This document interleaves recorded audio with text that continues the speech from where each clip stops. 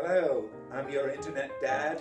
I'm here to talk about Dress for Success as part of my program to make you a better person in the 21st century.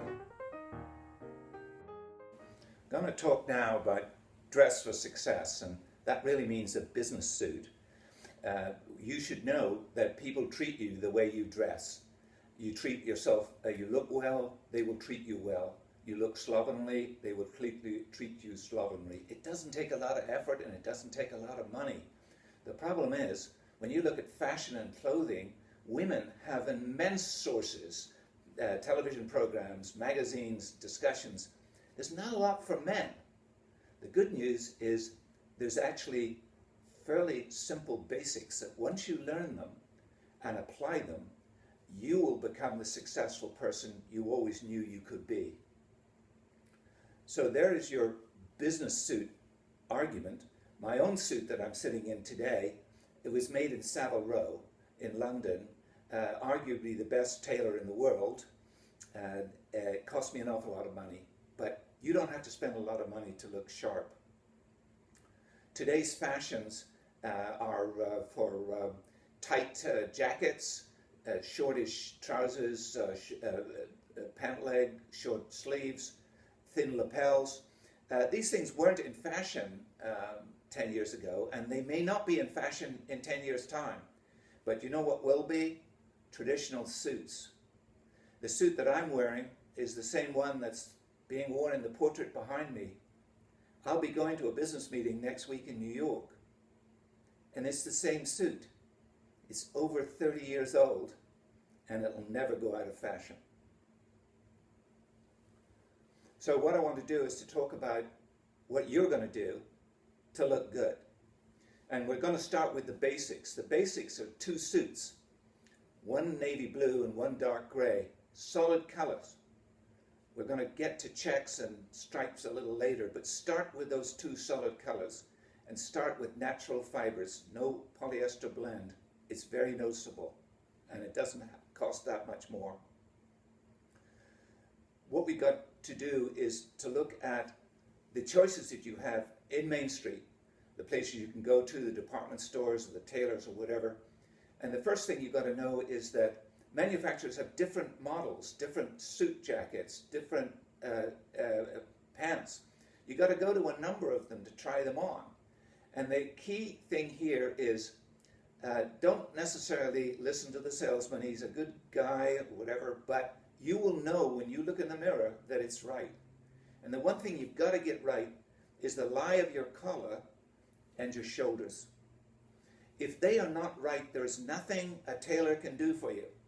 So put it back on the rack and try another one. If you've gone through the entire store and you can't find anything, go to a different store. Don't start off wrong. Start off right and then make the modifications that you need. What I say is after the shoulder and the collar, the waist is an easy one to measure. It should be snug, but not too snug. And that means that if you grasp the front button, pull it away from your chest, it should be about 2 inches. Shouldn't stretch the material, shouldn't stretch you. Just be relaxed. Too much, you're going to have to take it in. You can take it in at the back, you can take it in the sides of the jacket, but it has to be snug to show your waist. It's relatively easy to do. The next item is a little bit more difficult to get right, and that is sleeve length of your suit. What you have to show at all times is some shirt cuff, whether it's a button cuff or French cuffs with cufflinks. And that's a difficult thing to get right because it should be at least 1/4 inch of white, and it should be not more than 1/2 inch of white. You don't want to look like a Mississippi steamboat gambler with huge cuffs, but neither do you want to look without a shirt cuff at all. Very scruffy, very dark. So the secret that I've found is you go and get a dress shirt that has a sleeve that's 1/2 inch or 1 inch longer than you think you need. This is critical for your suit jacket. Wear that as a base when you try on the jacket. When you button the cuff or put on the cufflinks, it will always rest about the same place on your wrist before the swelling of your hand. And that should be consistent amongst all your suits. So measure them against the same dress shirt. It's got to be Goldilocks, not too long, not too short. If you get it right, great.